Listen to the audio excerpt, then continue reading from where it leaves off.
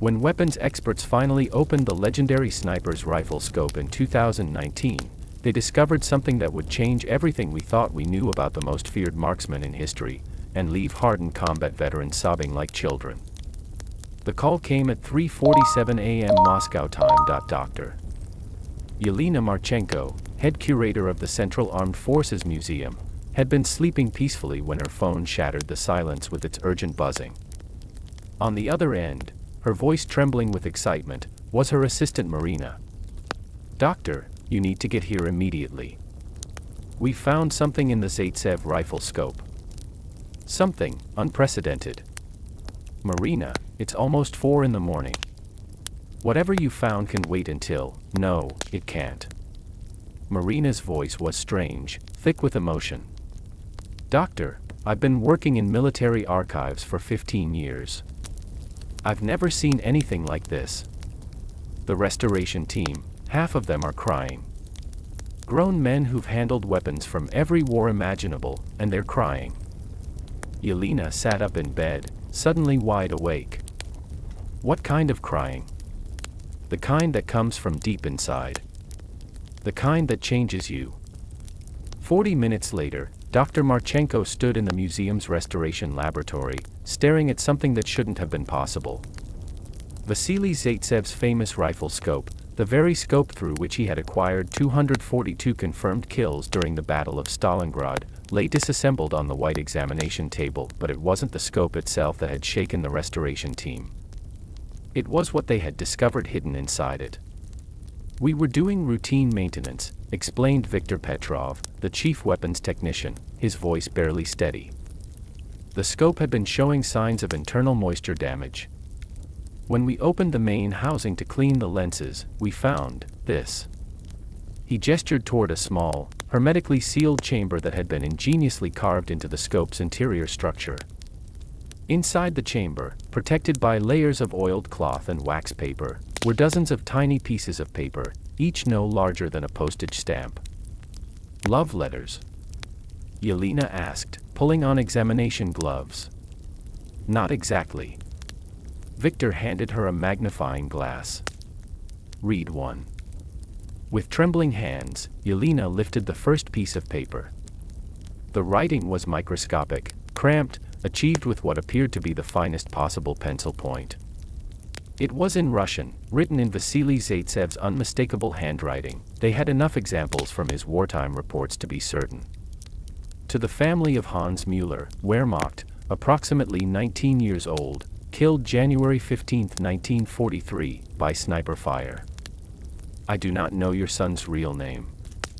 I do not know your address. But I know he had blue eyes and blonde hair, and he was carrying a letter when he died.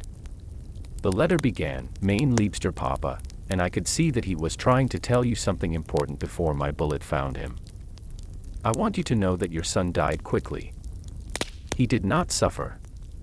In his final moment, he was thinking of home, of you, not of war or hatred or the reasons men give for killing other men. I am sorry. I am sorry for your loss. I am sorry that my duty required me to take away someone you loved. I am sorry that war made enemies of people who should have been friends. If there is a God, and if you pray to him, please ask him to forgive me. Not for killing your son, that was my duty as a soldier.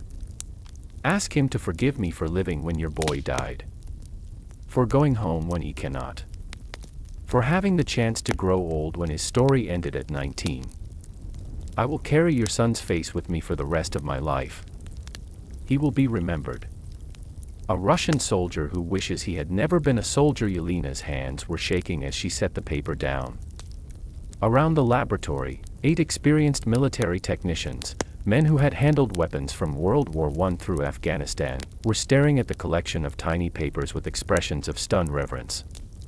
"There are 242 of them," Victor whispered. "One for every confirmed kill. Every single German soldier that Vasili Zaytsev killed has a letter. A personal apology. A promise to remember." Dr. Marchenko spent the next 6 hours reading through the microscopic letters, each one a window into the tortured soul of the Soviet Union's most celebrated sniper.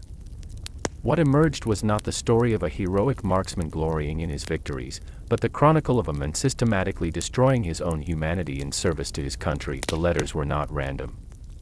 They were meticulously organized, chronological, each one corresponding to a specific kill that Vasili had recorded in his official war diary. But where his military reports were clinical and professional, enemy sniper eliminated, range 400 meters, single shot, confirmed kill, these hidden letters revealed the emotional cost of each death. To the mother of Klaus Zimmermann, I found a photograph of you in his pocket. You have the same kind as your son was eating an apple when I shot him. A real apple, red and crisp, probably saved from his rations for a special moment. He was savoring each bite like it was a taste of home. I wondered where he got that apple. Did you send it in a care package? Did he trade something precious for it? Did he find it in a bombed orchard and save it for days, waiting for the right moment to enjoy it? The apple rolled away when he fell. I watched it roll down the rubble until it disappeared into a crater. Your son's last joy, lost in the wasteland we've made of this city. I hope you know that he was thinking of something beautiful when he died. I hope the taste of that apple reminded him of your kitchen, your garden, your love.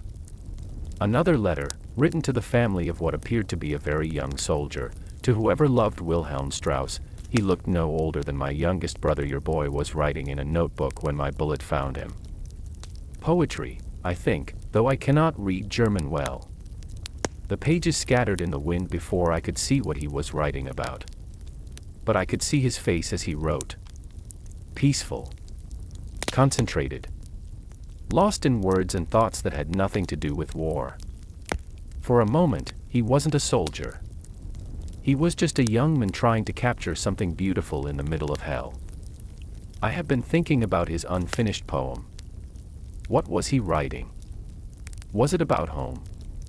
About a girl he loved? About the way snow looks when it falls on broken buildings? About hope surviving even here? I wish I could have read it. I wish I could have let him finish it. I wish I could have known what beauty he was trying to preserve in words. I wish I had been a better man. The technical team worked in shifts, carefully photographing each letter under microscopic magnification. The preservation work alone would take weeks, but already the implications were staggering. This changes everything, Dr. Marchenko told the museum director during an emergency meeting that afternoon. Everything we thought we knew about Vasili Zaytsev, about how Soviet snipers processed their missions, about the psychological cost of war. The director, a former colonel named Alexei Varnin, reviewed the translated letters with growing amazement. These were never meant to be found. No. They were never meant to be sent, either. They were therapy. A way for him to process the guilt without compromising his effectiveness as a soldier. Guilt. He was killing fascist invaders. He was defending the motherland. Read letter number 47, Yelena suggested quietly. Varnin found the letter and read aloud. To the family of George Richter, he wore a wedding ring. Someone loved him enough to marry him. Today I killed a husband. I can tell because of how carefully he maintained his wedding ring despite everything else falling apart around him. Even in this hell, he kept it clean and polished. He was not a Nazi. He was not a monster. He was just a man who had been married to someone, who had promised to love and protect someone, who was probably trying to survive long enough to return to that someone. Instead, he met me. I have been thinking about his wife. Is she waiting for him to come home? Is she saving his place at their dinner table? Is she sleeping on one side of their bed, leaving space for him? When the telegram comes, if it comes, what will it say? Killed in action. Missing in action. Died serving the fatherland. It won't say, killed by a Russian sniper who saw his wedding ring and shot him anyway because that was the job. I want to tell her that her husband's last act was not of war, but of love. He was looking at a photograph when I shot him, probably her photograph. He died thinking of her face, not of mine. That has to count for something. The room fell silent. As the restoration team continued their painstaking work, an even more extraordinary discovery emerged. Vasili had not simply written individual letters to the families of his victims. He had created something far more complex, a detailed map of their lives, constructed from the fragments of humanity he had observed through his rifle scope in their final moments. Hidden beneath the letters, in an even smaller compartment that required magnification to see clearly, were what appeared to be miniature sketches and diagrams. Each drawing corresponded to one of the letters, showing not just the face of the deceased soldier, but the personal items they had carried, the photographs found on their bodies, the final expressions he had witnessed through his scope. He was creating a memorial, whispered Dr. Sarah Chen, a military psychologist who had been called in to consult on the discovery. Not just apologizing, memorializing. He was trying to preserve their humanity by documenting every detail that proved they were more than just targets. The sketches were impossibly detailed for their size. George Richter's wedding ring, captured in lines so fine they appeared to have been drawn with a single hair. Klaus Zimmermann's apple, showing the exact bite marks and the way light caught its red skin. Wilhelm Strauss's notebook, with individual pages sketched mid-flutter as they scattered in the wind, but the most disturbing drawings were the eyes. Every sketch focused obsessively on the victim's eyes, not as they appeared in death, but as they had looked in life, in that final moment before the bullet arrived. Hans Mueller, eyes wide with surprise, but not fear. Looking toward something beyond the scope's view, probably thinking of home. Friedrich Weber, tired eyes.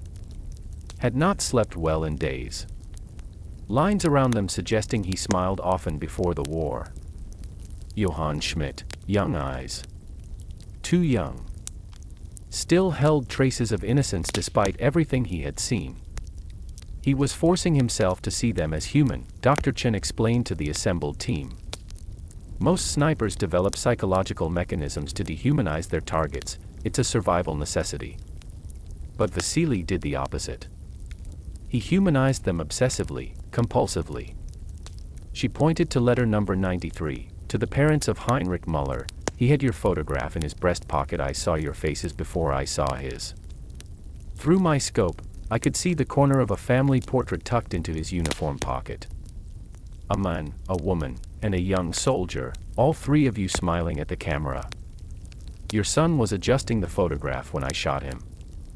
Making sure it was secure, protected. Even in a war zone, he was taking care of your memory. The photograph fell out when he fell. For a moment, all three of you were lying in the snow together, him and the image of his parents who loved him. I wanted to climb down from my position and put the photograph back in his pocket. I wanted to make sure you stayed with him. But there were other soldiers nearby, and my duty required me to remain hidden. By the time the area was clear, the wind had blown your photograph away. I am sorry that your family portrait is lost somewhere in the rubble of Stalingrad. I am sorry that your son died far from you. I am sorry that love was not enough to protect him from me. Please know that he was carrying you with him. In his final moment, he was not alone, he was with his family. The psychological profile that emerged from the letters was unlike anything in military psychology literature. Vasili Zaytsev had not simply been an exceptional sniper who happened to feel remorse about his kills. He had been a man systematically documenting his own psychological destruction, creating an archive of guilt and humanity that served as both confession and memorial. On the third day of examination, while carefully separating the letters that had stuck together over decades of storage, Dr. Marchenko made a discovery that sent shockwaves through the research team. Hidden beneath the letters, in writing so microscopic it required the museum's most powerful magnifying equipment to read, was what appeared to be a meticulously maintained address book. But these weren't Russian addresses, they were German street numbers, city names, postal codes from the German Reich. Vasili had been researching his victims' families. This is impossible, breathed Viktor Petrov. How could a Soviet sniper in the middle of Stalingrad have obtained German civilian addresses? The answer came from Dr. Marchenko's historical research assistant, a young woman named Katya Volkov, who had been cross-referencing the names in the letters with wartime records. He was using prisoner interrogations, she explained, her voice filled with awe. Every time Soviet forces captured German soldiers, they conducted standard intelligence debriefings. Vasili must have gained access to those records and been extracting personal information, family names, hometown details, anything that would help him identify the backgrounds of the men he was killing. The scope of the research was staggering. For 242 individual soldiers, Vasili had compiled detailed family profiles. Hans Müller, son of Wilhelm and Greta Müller, Berchtesgaden, Bavaria. Has 2 younger sisters, Anna, 16, and Liesel, 14. Father owns small bakery on Hauptstrasse. Mother teaches Sunday school at local Lutheran church. Klaus Zimmermann, only son of Maria Zimmermann, widowed. Mother works as seamstress in Munich. Lives alone since Klaus joined army. Sends care packages every month through Red Cross connections. Wilhelm Strauss, youngest of 4 brothers. Parents deceased. Raised by grandmother Elizabeth Strauss in Dresden. Was studying literature at University of Berlin before conscription. He was trying to send these letters, Dr. Chen realized. Not during the war, that would have been impossible. But after. He was planning to contact these families after the war ended. The evidence was undeniable. In the margins of the address book, Vasili had written notes in post-war ink, different pens, different paper, indicating years of continued research. Müller family bakery destroyed in Allied bombing, 1944. Family evacuated to American sector. New address unknown. Maria Zimmermann died 1946, malnutrition. Klaus's personal effects returned by neighbors. No remaining family to contact. Elizabeth Strauss survived war. Living in displaced persons camp near Frankfurt as of 1948. Address confirmed through Red Cross. The implications were overwhelming. For years after the war, Vasili Zaytsev had been quietly attempting to track down the families of the German soldiers he had killed, presumably to deliver his handwritten apologies in person. This explains so much about his post-war behavior, Dr. Marchenko murmured. His depression, his inability to adjust to civilian life, his refusal to discuss his wartime service. He wasn't just carrying the guilt of killing, he was actively trying to make amends. Letter number 158 provided the most heartbreaking evidence. To Elizabeth Strauss, grandmother of Wilhelm, I found your address through the International Red Cross. I know that by now you have received official notification that your grandson Wilhelm was killed in action at Stalingrad. I am the Soviet sniper who killed him. I have spent 4 years trying to find you, 4 years wondering if I should make contact, 4 years carrying the weight of your loss alongside my own guilt. Wilhelm was writing poetry when he died. I could see it through my rifle scope, pages covered with careful handwriting, words that meant something to him. The pages scattered before I could read them, but I could see his expression as he wrote. Peaceful. Creative. Human. I want you to know that your grandson's last moments were spent creating beauty, not destroying it. Whatever poem he was working on, whatever thoughts he was trying to capture, those were his final acts as a human being. I have written this letter 100 times. Each time, I ask myself, what right do I have to contact you? What right do I have to offer apologies when apologizing serves my conscience more than your healing? But then I think, what right do I have to remain silent? What right do I have to let Wilhelm be remembered only as a casualty number, a name on a telegram, a uniform in a mass grave? He was more than that. He was your grandson. He was a poet. He was a young man trying to preserve something beautiful in the middle of hell. If you are willing to receive a letter from the men who took him from you, please respond to this address. If not, please know that Wilhelm Strauss will be remembered by the men who ended his story. Vasili Zaytsev, Soviet Army, retired. At the bottom of the letter, in different ink, was a single word, never sent. As Dr. Marchenko's team delved deeper into Vasili's hidden archive, they uncovered something that fundamentally changed their understanding of post-war trauma and guilt. The address book wasn't just a list of families, It was evidence of a vast, secret network of correspondence that Vasili had maintained for decades. Hidden in the very bottom of the scope's compartments were carbon copies of letters that had actually been sent. Not to German families, that would have been politically impossible in Stalin's Soviet Union, but to an underground network of former Wehrmacht soldiers, French resistance members, American GIs, and British veterans who had somehow connected across enemy lines to create an informal support system for war guilt. The first clue was a letter addressed simply to E.K., Munich. Dear Erwin, your letter about the Russian child reached me safely. I understand your situation better than most. I too have been carrying the faces of children who deserved better than what war gave them. You ask if it gets easier to live with the weight of necessary killing. In my experience, it does not get easier. But it becomes more purposeful when we choose to remember rather than forget. I have been working on a project that might interest you. I am documenting the personal details of every German soldier I killed, their faces, their final moments, their humanity. It is my way of ensuring they are remembered as people, not just as casualties. Perhaps this is madness. Perhaps it is healing. Perhaps there is no difference. Your friend in shared burden, VZ. The revelation was staggering.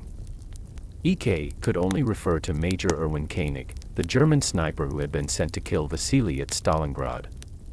Somehow, both men had survived the war and found each other in the aftermath, creating a correspondence based on their shared understanding of moral complexity in wartime. Dr. Chen immediately contacted German military archives, requesting any information about Koenig's post-war activities. The response came within days. Major Erwin Koenig had indeed survived Stalingrad, but had been severely wounded and spent the remainder of the war in a military hospital.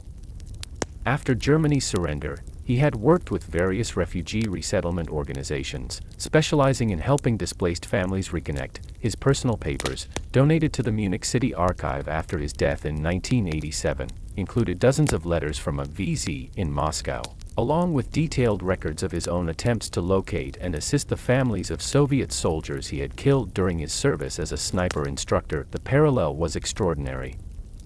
Both men, on opposite sides of the Cold War, had spent decades trying to make amends for their wartime actions through quiet, personal acts of remembrance and restitution, but Koenig was not the only correspondent. The archive contained evidence of letters to and from at least 30 other veterans from various armies, all united by the same burden of wartime killing and the same compulsive need to honor their victims' humanity. A British sniper named James Morrison had been documenting the personal belongings of German soldiers he had killed in North Africa. An American soldier named Robert Chen, no relation to Dr. Sarah Chen, had been researching the families of Japanese soldiers killed during the Pacific Campaign. A French resistance fighter named Marie Dubois had been maintaining a memorial garden where she planted flowers for every German soldier she had helped kill during the occupation. They called themselves the Memorialists, an informal network of veterans who shared the belief that remembering their enemies' humanity was essential to maintaining their own. They met rarely, communicated sporadically, but maintained a decades-long correspondence about guilt, memory, and the moral cost of survival. Vasili's letters to the group revealed the scope of his post-war struggle. Dear friends, I have been thinking about forgiveness again. Not seeking it, I do not believe I deserve forgiveness for the lives I took, regardless of the necessity. But understanding it. What haunts me is not the killing itself, but the efficiency of it. How good I became at ending human life. How easily the scope brought distant faces into intimate focus, making their deaths personal even as military doctrine demanded they remain abstract. I fear that my skill at killing reveals something monstrous in my nature. I fear that the war did not make me a killer, it simply revealed that I already was one. Marie, you mentioned in your last letter that you believe war crimes are not about individual actions but about systems that normalize the unthinkable. I want to believe you. But when I look at the 242 faces I remember, I see not the victims of a system but the victims of my individual choice to pull the trigger. James, your suggestion that we are moral witnesses rather than war criminals is comforting, but I am not sure the distinction matters to the widows and orphans we created. I continue my documentation project. Each letter I write to families I cannot contact is a small act of acknowledgement. Each sketch I make of the faces I remember is a promise that they will not be forgotten. Each address I research is proof that they were loved by people who deserved better than to lose them. Is this healing or self-torture? Is there a difference? Your friend in shared burden, Vasili. Among the final documents discovered in Vasili's scope was a sealed envelope marked, to be opened only after my death. Inside, written in the same microscopic handwriting but on different paper, clearly composed much later in life, was a letter that would shatter every assumption about his motivations. To whoever finds this archive, my name is Vasili Zaytsev. I was a sniper in the Red Army during the Great Patriotic War. The official records credit me with 242 confirmed kills of German soldiers at the Battle of Stalingrad. Those records are accurate. I did kill 242 men. What the records do not reveal is that I remember every face, every final moment, every personal detail I observed through my rifle scope in the seconds before I ended their lives. I have spent 46 years writing letters to their families. Letters I could never send. Addresses I researched but could never contact. Apologies I composed but could never deliver. I am writing this final letter to explain why. It is not guilt, though guilt is part of it. It is not trauma, though trauma shaped it. It is not mental illness, though others might diagnose it as such.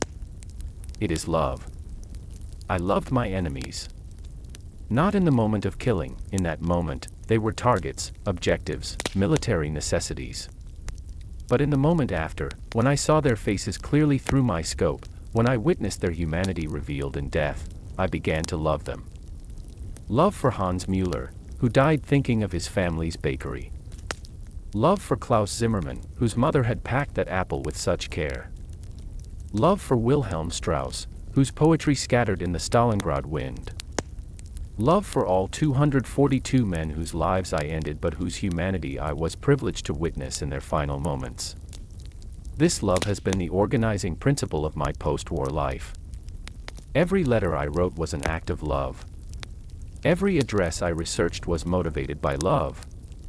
Every sketch I drew was a portrait of love interrupted by necessity. I could not save them. I could not undo what I had done. But I could love them across time, across ideology, across the artificial divisions that made us enemies. The question I have carried for decades is this: does it matter that I love them now? Does posthumous love have any meaning? Can affection for the dead serve any purpose beyond salving the conscience of the living? I believe it does matter. I believe love is the only force that can redeem killing, the only truth that can survive war, the only light that can illuminate the darkness we create when we treat human beings as military objectives. My 242 letters are not apologies. They are love letters. Love letters to men I killed. Love letters to families I destroyed. Love letters to the humanity that war tried to erase but could not completely extinguish. If you have read this far, you now carry this love with me. You now know that Hans Müller was more than casualty number 1. Klaus Zimmermann was more than casualty number 47. Wilhelm Strauss was more than casualty number 158. They were beloved sons, loving brothers, devoted husbands, aspiring poets, careful apple eaters, keepers of family photographs. They were human beings who deserved better than to meet me at the end of my rifle. But they did meet me. And in meeting me, they changed me. They taught me that love can bloom in the most impossible soil, that humanity can survive the most systematic attempts to destroy it, that even enemies can become teachers if we are willing to learn from their deaths. I have loved my enemies for 46 years. It has been the hardest love of my life, and the most important. When you think of Vasili Zaytsev, do not think of the sniper who killed 242 German soldiers. Think of the man who spent his life learning to love them. That is who I choose to be remembered as. Vasili Zaytsev, 1991 student of love, teacher of memory, keeper of 242 faces that taught him what it means to be human. The letter was dated 3 months before Vasili's death. In the margin, he had added one final note: P.S. I never learned whether love can redeem killing. But I learned that killing cannot destroy love. Perhaps that is enough. The discovery of Vasili Zaytsev's hidden archive created an international sensation that no one at the Central Armed Forces Museum had anticipated. Within weeks of the initial findings being published in academic journals, the story had spread across global media, generating responses from unexpected corners of the world. The first call came from Anna Müller-Schmidt in Bavaria. "My grandfather was Hans Müller," she told Dr. Marchenko over a crackling international phone connection. "He was killed at Stalingrad in 1943. We were told he died in combat, but we never knew any details." Anna was crying as she spoke. "This Russian soldier, Vasili, he saw my grandfather thinking about our bakery in his final moments.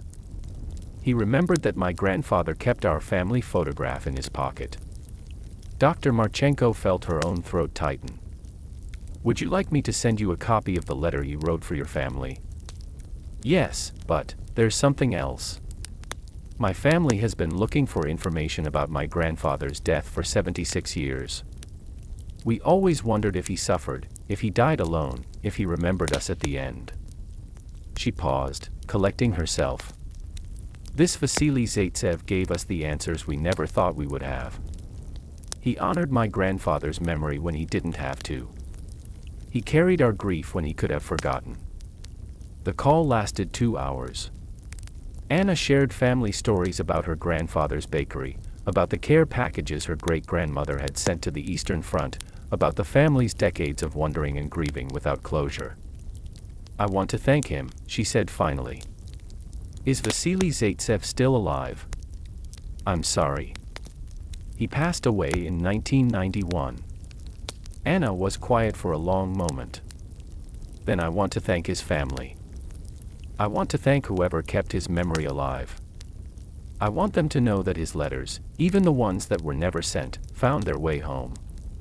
Within a month, Dr. Marchenko was receiving calls and letters from families across Germany, Austria, and other former Axis countries.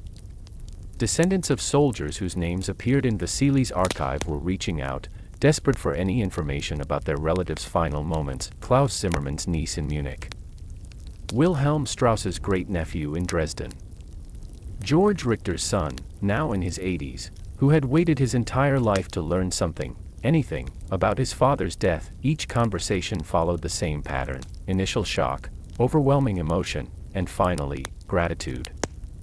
Gratitude for the memory. Gratitude for the honor. Gratitude for proof that their loved ones had been seen, remembered, mourned by the very person who had ended their lives. But the most extraordinary response came from an unexpected source: former members of Vasili's memorialist network. James Morrison, the British sniper, was still alive at age 93, living in a care home in Yorkshire. When contacted by journalists about his correspondence with Vasili, his response was immediate and powerful. "Vasili was the best of us," Morrison told the BBC. "We all carried the burden of wartime killing, but he carried it with more grace than any of us. He understood that the opposite of hatred is not indifference, it's love." Morrison revealed that the memorialist network had included nearly 200 veterans from both sides of various conflicts, all united by their refusal to forget the humanity of the people they had killed in war. "We called ourselves the Keepers of Faces," Morrison explained. "Our mission was simple: to ensure that the men we killed were remembered as people, not just as casualties. Vasili was our unofficial leader, the one who showed us that loving your enemies was not weakness, it was the highest form of courage." Marie Dubois's daughter, contacted at her home in Lyon, shared her mother's decades of correspondence with Vasili and other network members. Marie had died in 1995, but her papers included detailed accounts of the memorial garden she had maintained, a hidden section of her property where she had planted flowers for every German soldier her resistance cell had killed during the occupation. "My mother never spoke about the war," explained Marie's daughter, Catherine. "But every Sunday for 50 years, she would spend hours in that garden, tending flowers that seemed to have no purpose. Now I understand. Each flower was a memorial to someone whose death she felt responsible for." Robert Chen's son, a philosophy professor at Stanford University, revealed that his father had spent his post-war career as a grief counselor, specializing in helping military families process loss and trauma. Dad never told us about his correspondence with veterans from other armies, Professor Chen explained. But his philosophy of grief, the idea that healing comes from honoring rather than forgetting traumatic experiences, clearly came from his interactions with people like Vasili Zaytsev. As news of the discovery spread, historians began reassessing the psychological impact of war on individual soldiers.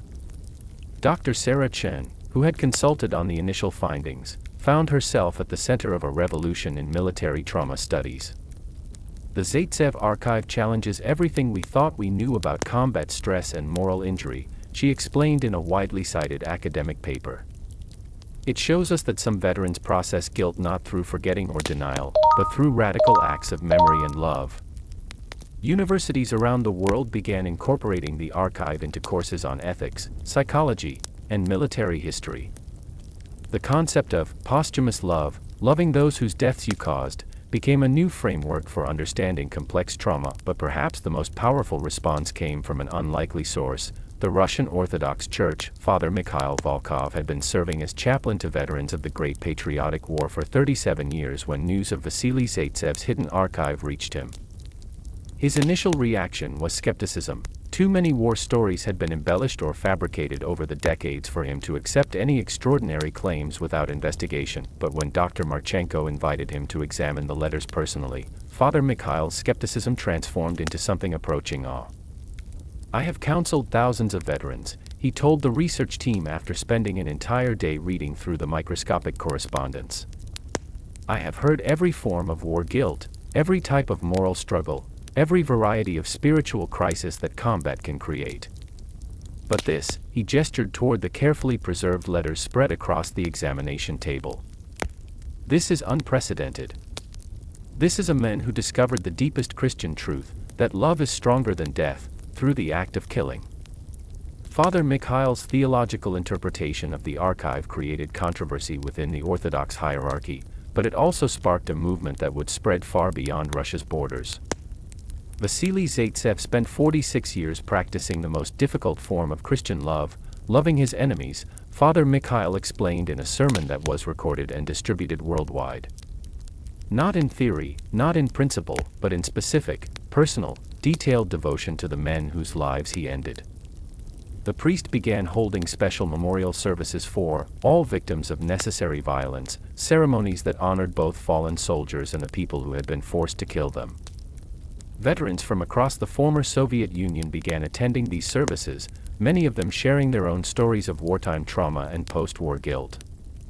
Father Mikhail showed us that carrying the weight of what we did in war is not punishment, explained Dmitry Petrov, a veteran of the Afghanistan conflict. "It's a form of prayer. It's how we honor the dead and preserve our own souls." The movement spread beyond Orthodox Christianity. Catholic priests in Germany began conducting similar services. Protestant ministers in Britain developed reconciliation liturgies that included prayers for enemies killed in warfare. Buddhist monks in Japan created meditation practices focused on sending compassion to the souls of all who died in conflict. Rabbi Sarah Cohen at the United States Holocaust Memorial Museum wrote extensively about the theological implications of Vasili's archive.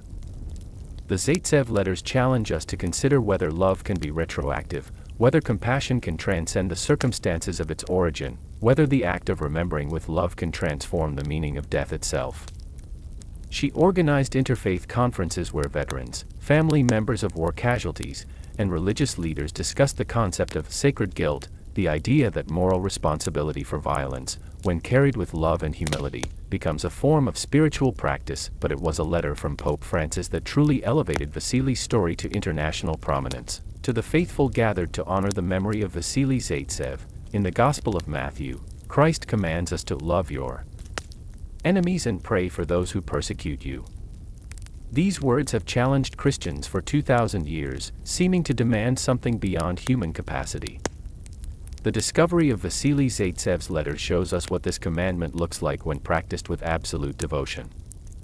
Here was a man who not only loved his enemies but spent his life in service to that love, documenting their humanity, honoring their memory, carrying their faces as sacred icons of the people he was forced to destroy. This is not the love of sentiment or emotion. This is the love of radical commitment, the choice to see Christ's face in every human being, even in the moment of ending their earthly life. Vasili Zaytsev may not have been a Christian, but he lived Christ's most difficult teaching more fully than most who bear his name. Let us learn from his example that love is not weakened by necessity but strengthened by it, that remembrance is not burdened by guilt but transformed by it, that even the act of killing can become, through love, an act of witness to the sacred value of human life. In Christ, Francis the papal letter sparked international debate about war, morality, and the nature of love itself. Academic conferences, religious gatherings, and veterans organizations around the world began grappling with the questions raised by Vasili's archive. Meanwhile, in Stalingrad, now Volgograd, city officials announced plans for a new memorial. Not to celebrate Vasili Zaytsev's kills, but to honor his letters. The memorial would list the names of all 242 German soldiers he had documented, alongside excerpts from the letters he had written to their families. The announcement generated fierce controversy. Veterans groups argued that honoring enemy soldiers was tantamount to treason. Pacifist organizations claimed that memorializing any aspect of warfare was morally wrong. German families were divided between gratitude for the acknowledgement and discomfort with having their relatives' deaths turned into public monuments, but support for the memorial came from an unexpected source: the families of Russian soldiers killed at Stalingrad. "My grandfather died defending this city," explained Yelena Kozlova, whose ancestor had served in the same regiment as Vasili. If honoring the German soldiers he killed helps us understand the full cost of war, Russian and German, victor and victim, then it honors his sacrifice too.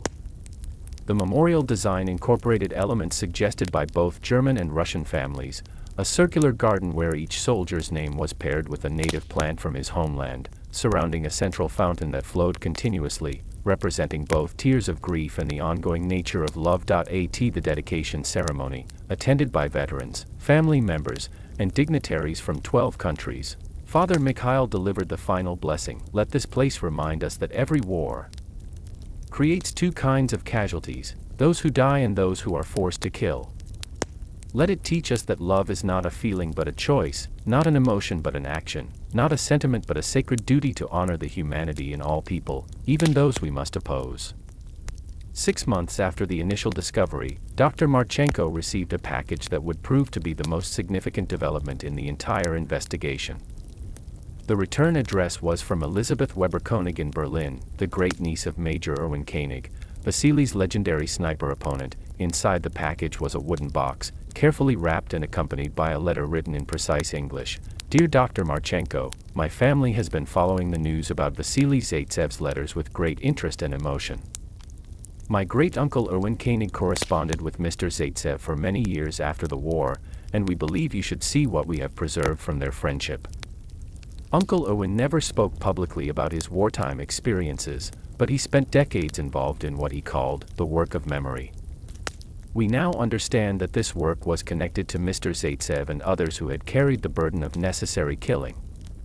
The enclosed materials have been in our family's possession since Uncle Erwin's death in 1987. We believe they belong with Mr. Zaytsev's archive. Yours sincerely, Elisabeth Weber-Koenig. When Dr. Marchenko opened the wooden box, she found something that defied all expectations: letters written by German soldiers to Vasili Zaytsev, not letters from family members of his victims, letters from former Wehrmacht soldiers who had somehow learned about Vasili's post-war mission and had reached out to offer their own perspectives on guilt, memory, and reconciliation. The first letter was from Heinrich Müller, the same Heinrich Müller whose family photograph Vasili had seen through his scope, whose parents had been listed in the secret address book. "Dear Comrade Zaytsev, Major Koenig shared your address with me, along with the knowledge that you have been carrying the memory of my death since 1943. I must tell you, I did not die at Stalingrad. The man you killed was my brother, Hans. We were twins, identical in appearance, both serving in the same regiment. Hans always carried our family photograph, as did I. When you shot him, you were seeing our parents' faces, but he was not me. I survived the war. I was captured at Kursk in 1943, spent 4 years in Soviet prison camps, and was released in 1947. I returned to Germany to find our parents dead from bombing, our bakery destroyed, our family scattered. For 30 years, I believed my twin brother's death was meaningless, another casualty in a war that destroyed everything we loved. Then Major Koenig told me about your letters. About how you remembered Hans in his final moment, how you honored his humanity, how you carried his face as a sacred trust. I want you to know, the photograph he was carrying was given to both of us by our mother before we left for the Eastern Front. She said, "Remember who you are. Remember who loves you. Remember what you're fighting to preserve." Hans was remembering. In his final moment, he was doing exactly what our mother asked him to do. Because of your witness, I know that my brother died as himself, not as a soldier, not as an enemy, not as a casualty, but as Hans Müller, beloved son, who carried his family's love with him to the end. You gave me the gift of knowing how my brother died. Now I want to give you the gift of knowing how he lived. The letter continued for several pages, detailing Hans Müller's life before the war, his apprenticeship at their father's bakery, his love of music, his plan to marry a girl named Anna after the war, his habit of saving small treats, like apples, for special moments. He saved that apple for 3 days, Heinrich wrote. He told me he was waiting for news from home, some piece of good fortune that would make the apple taste like celebration instead of just survival. He never got the news, but I like to think that in his final moment, tasting that apple while looking at our parents' photograph, he found the celebration he was waiting for. The second letter was from Klaus Zimmermann, not the Klaus Zimmermann that Vasili had killed, but his younger brother, Wolfgang, who had also served on the Eastern Front. Dear Mr. Zaytsev, Major Koenig informed me that you have been mourning my brother Klaus since killing him at Stalingrad. I feel I must tell you about the last letter I received from him, written just days before his death. Klaus wrote, "I have been thinking about the Russian soldiers we are fighting. They are far from home, just as we are. They are cold and hungry and frightened, just as we are. They miss their families, just as we do. The only difference between us is the color of our uniforms and the direction of our orders." He continued, "If I die in this place, I hope it is quick and clean.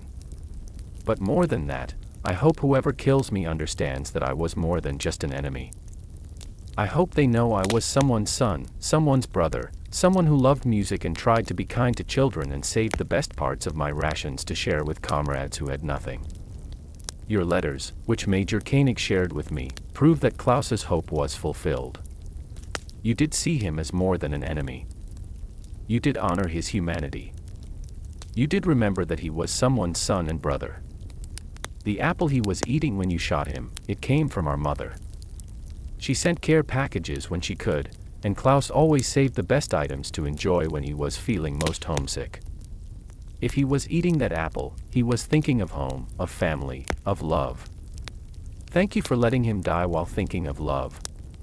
Letter after letter revealed the same pattern. German veterans or family members who had learned about Vasili's memorial project through Koenig's network and had chosen to complete the circle by sharing their own memories, their own perspectives, their own forms of post-war reconciliation. But the most remarkable discovery was a jointly written letter signed by 47 former Wehrmacht soldiers, a collective response to Vasili's individual letters. Dear Vasili Zaytsev, we are German soldiers who survived the war you fought so effectively against us. Through Major Koenig's network, we have learned about your post-war mission to honor the memory of the men you killed in combat. We write to tell you, your mission succeeded. Each of us has carried our own burden of guilt and loss. We have struggled with the knowledge that our service, however dutiful, contributed to immense suffering.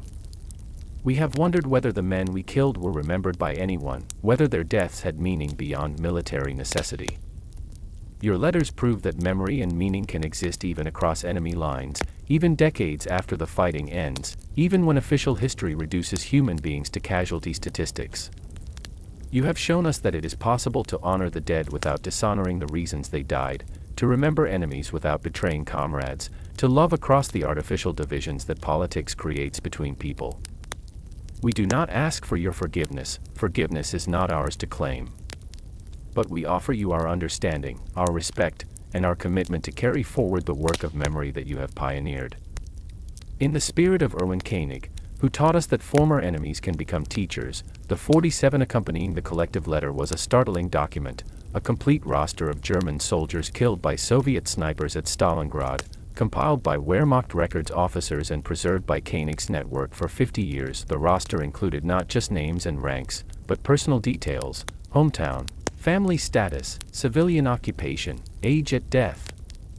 It was, in effect, a German mirror to Vasili's Russian archive, proof that soldiers on both sides had been struggling with the same questions about memory, humanity, and the moral cost of warfare. Dr. Marchenko realized that she was looking at evidence of something unprecedented in military history, a bilateral, decades-long project of memorialization that had developed organically between former enemies, sustained by nothing more than shared commitment to honoring the humanity of the dead. This changes everything we understand about post-war reconciliation, she told the research team. This wasn't official diplomacy or government programs. This was individual soldiers choosing to see each other as human beings and working together to preserve that humanity across decades of political hostility. The discovery of the German letters prompted a new wave of international attention. Historians began investigating similar networks in other post-war contexts. Psychologists studied the therapeutic value of cross-enemy memorialization. Theologians explored the spiritual implications of loving across ideological divisions, but perhaps the most significant response came from contemporary veterans of more recent conflicts. The final document in Vasili Zaytsev's hidden archive was not a letter to the families of German soldiers he had killed.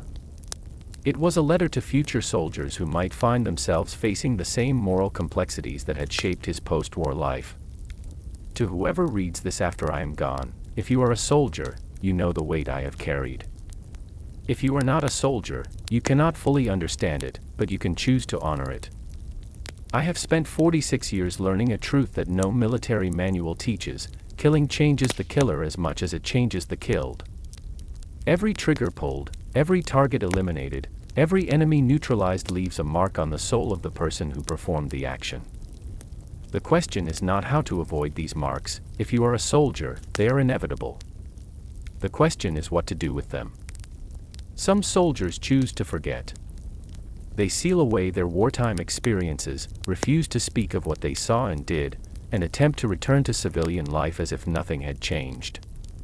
This is understandable, but it is also a form of abandonment, abandoning not just the memory of those they killed, but their own capacity for growth through moral struggle.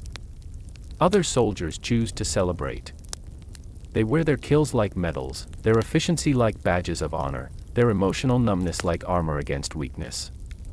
This is also understandable, but it is even more dangerous. It turns necessary killing into glorified murder and reduces human beings to target practice. I chose a third path: to remember with love. For every German soldier I killed, I forced myself to see something beyond military necessity. A face, a gesture, a personal belonging, a moment of humanity revealed in the final seconds before death. I documented these observations not to torture myself with guilt, but to preserve evidence that these men had been more than just enemies. They had been people with stories, relationships, hopes, fears. Then I went further. I researched their backgrounds, imagined their families, wrote letters I could never send. I carried their faces as icons, their humanity as a sacred trust, their deaths as a form of unwanted intimacy that had created permanent responsibility. This was not masochism. It was not mental illness. It was not survivor's guilt. It was love. Love for people I had been forced to kill.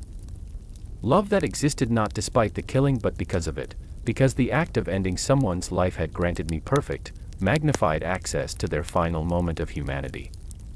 Through my rifle scope, I had seen these men more clearly than their own families had seen them. I had witnessed their last expressions, their final gestures, their ultimate priorities. I had been present at their deaths in a way that was more intimate than friendship, more personal than marriage. That intimacy created obligation.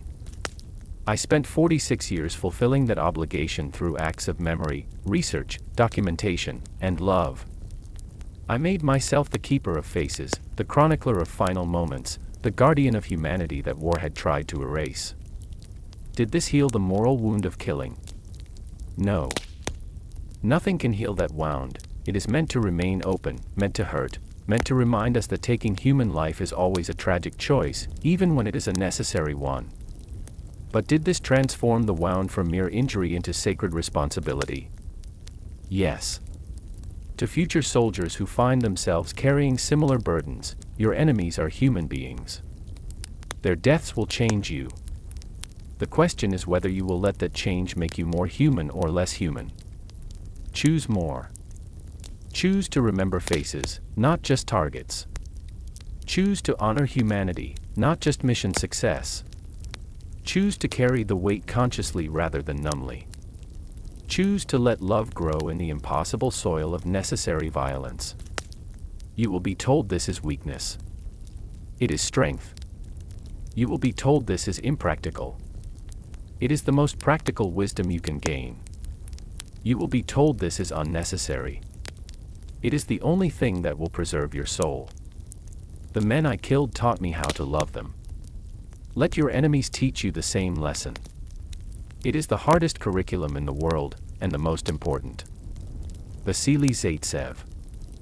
Student of necessary love, teacher of impossible memory. This final letter sparked what military historians now call the Zaytsev movement, a global network of combat veterans who adopted his practice of documenting and honoring the humanity of people they had killed in warfare. Afghanistan veterans began writing letters to the families of Taliban fighters they had eliminated, researching their backgrounds, and creating private memorials to their humanity. Iraq War veterans started memory projects, detailed documentation of enemy casualties that focused on personal details rather than military significance. Vietnam veterans, many of them in their 70s, began reaching out to Vietnamese communities to share stories about North Vietnamese soldiers they had killed, seeking not forgiveness but connection across the divide of former hostility. The movement spread beyond the American military.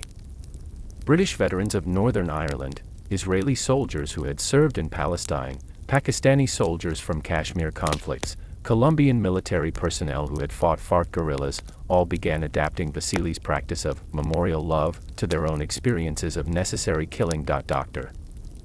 Sarah Chen, who had consulted on the original discovery, established the International Institute for Combat Reconciliation, which provided resources and support for veterans attempting to process war guilt through acts of memory and research.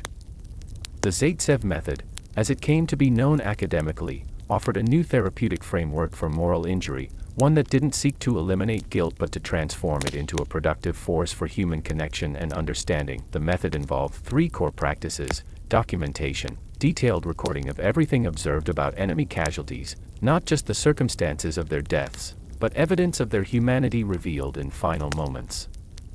Research, post-conflict investigation into the backgrounds, families, and civilian lives of those killed, creating comprehensive profiles that honored their existence beyond military service. Memorial action, ongoing practices that kept the memory of deceased enemies alive through letter writing, charitable contributions to their communities, or other acts of service performed in their honor. Military chaplains from multiple faiths began incorporating these practices into their counseling of combat veterans. The Vatican established a special commission to study the theological implications of loving enemies after killing them. Buddhist monasteries in Thailand and Myanmar developed meditation practices specifically designed for soldiers carrying the burden of necessary killing. But perhaps the most powerful validation of Vasili's approach came from an unexpected source: the families of soldiers he had helped. Maria Santos Rodriguez, whose son had been killed in Afghanistan by an American sniper who subsequently adopted the Zaytsev method, received a letter from her son's killer 5 years after his death. The American soldier had researched my son's life, she explained to a gathering of military families in Madrid. He learned about Eduardo's love of football, his plan to study engineering, his girlfriend who was waiting for him to return.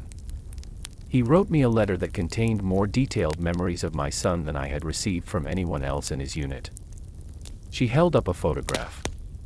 He even sent me this picture of Eduardo's final moment, not the moment of death, but the moment before, when Eduardo was looking at a photograph of our family.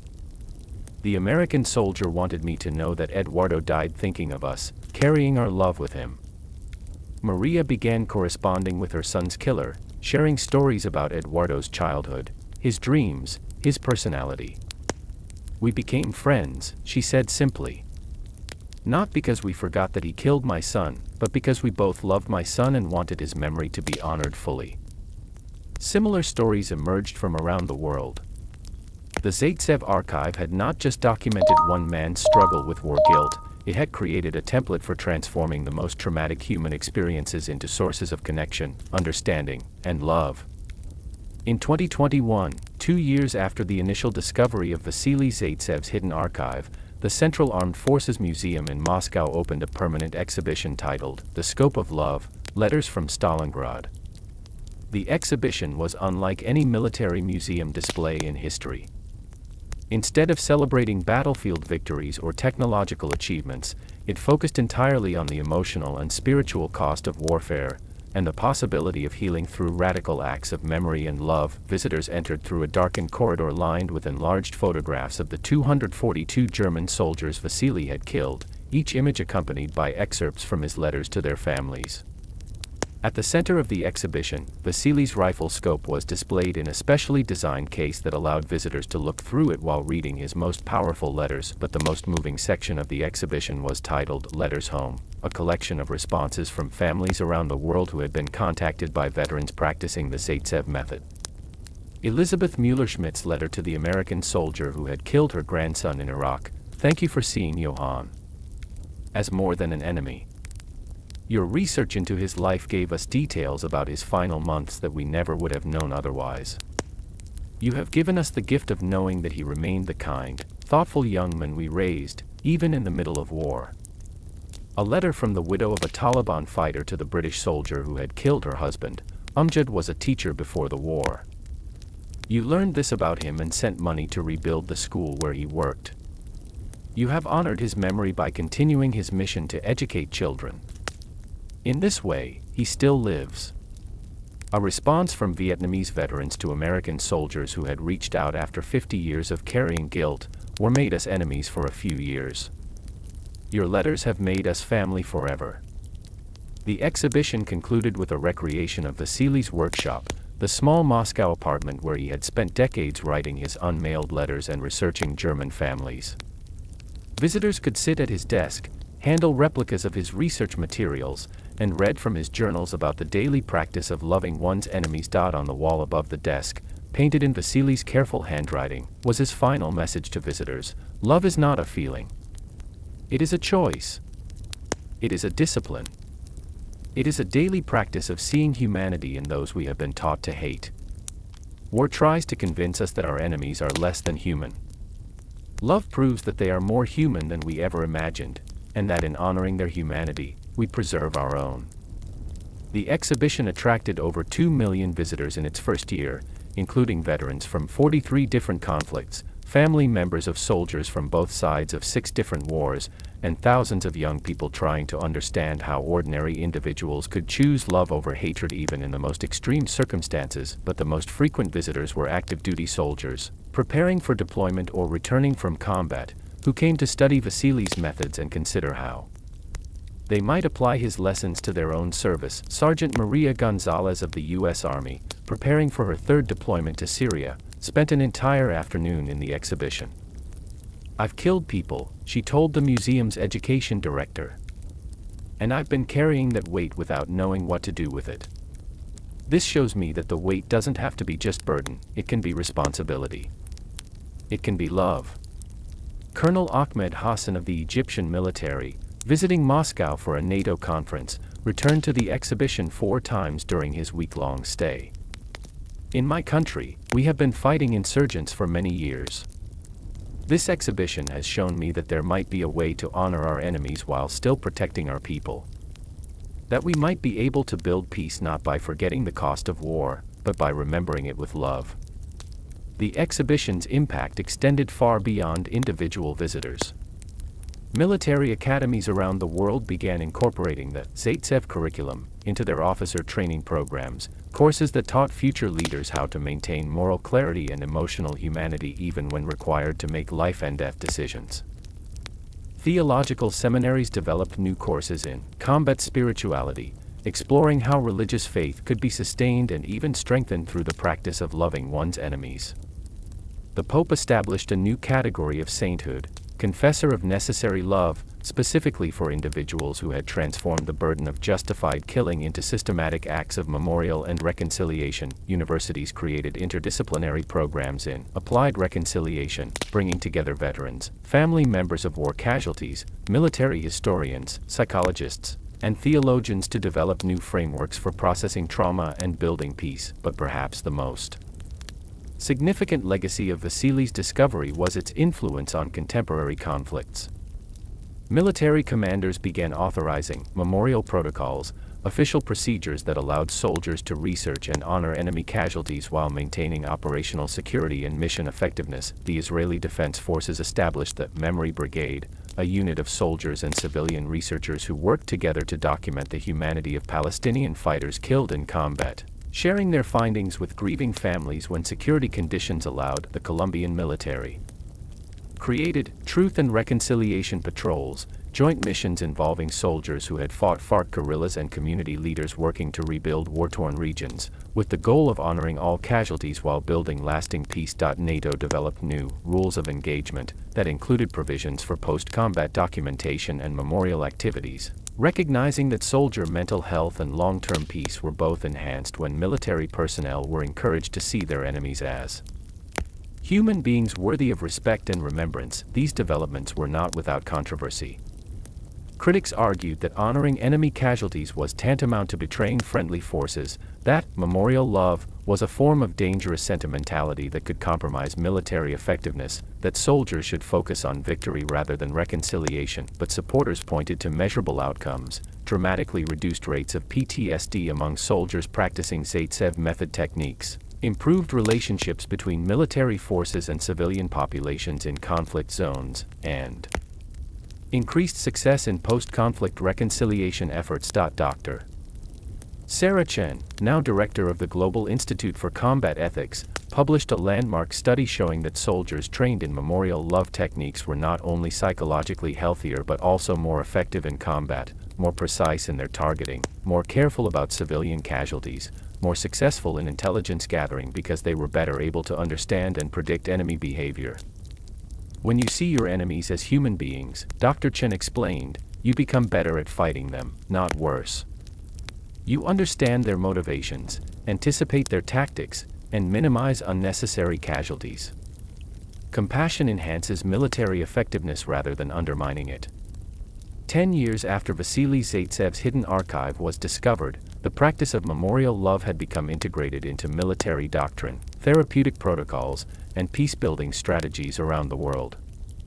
The man who had spent his life apologizing to families he could never contact had inadvertently created a global movement that was transforming how humans processed the trauma of necessary violence. In Volgograd, the memorial to Vasili's 242 victims had become a pilgrimage site for veterans, military families, and peace activists from around the world. The circular garden, with its flowers representing each nationality affected by the Battle of Stalingrad, had grown into a complex of meditation spaces, research centers, and educational facilities dedicated to the ongoing work of transforming war's trauma into love's wisdom. At the center of the memorial, a simple inscription captured the essence of Vasili's legacy. Here lies the record of 242 deaths and one man's choice to let those deaths teach him how to love. May all who visit learn that the scope of war can become the scope of love, that the precision of killing can become the precision of remembering, that the duty of soldiers can become the duty of healers. In memory of Vasili Zaytsev, who proved that even necessary enemies can become beloved teachers, and that the hardest battles are fought not against other people, but against our own capacity for hatred. And in memory of all who died at Stalingrad, German and Russian, soldier and civilian, who taught us that war's greatest casualty is not life, but love, and that love's greatest victory is not avoiding death, but surviving it with humanity intact. Every day, visitors from around the world placed flowers on the memorial, left letters for the families of people killed in contemporary conflicts, and sat in quiet meditation about the possibility of loving across the artificial divisions that politics creates between human beings. But perhaps the most powerful testament to Vasili's legacy was the sight that greeted visitors every evening at sunset.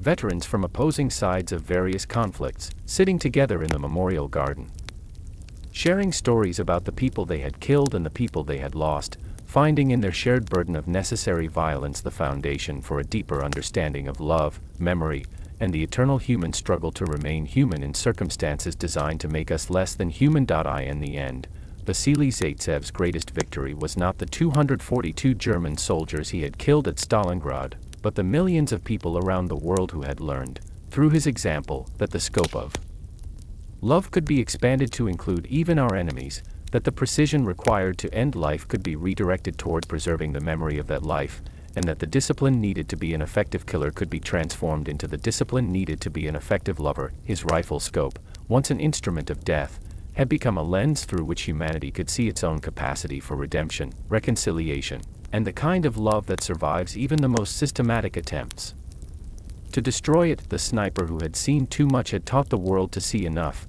humanity in our enemies to love them, enough hope in our conflicts to transform them, enough light in our darkest moments to believe that love, not war, was humanity's true destination. And in museums, memorial gardens, military academies, and the hearts of veterans around the world, that light continued to shine, illuminating a path from the scope of war to the scope of love, one remembered face at a time.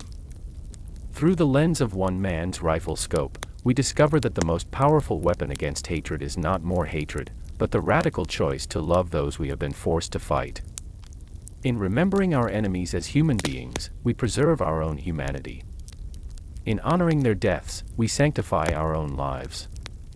In choosing love over vengeance, memory over forgetting, and connection over division, we transform the trauma of war into the wisdom of peace.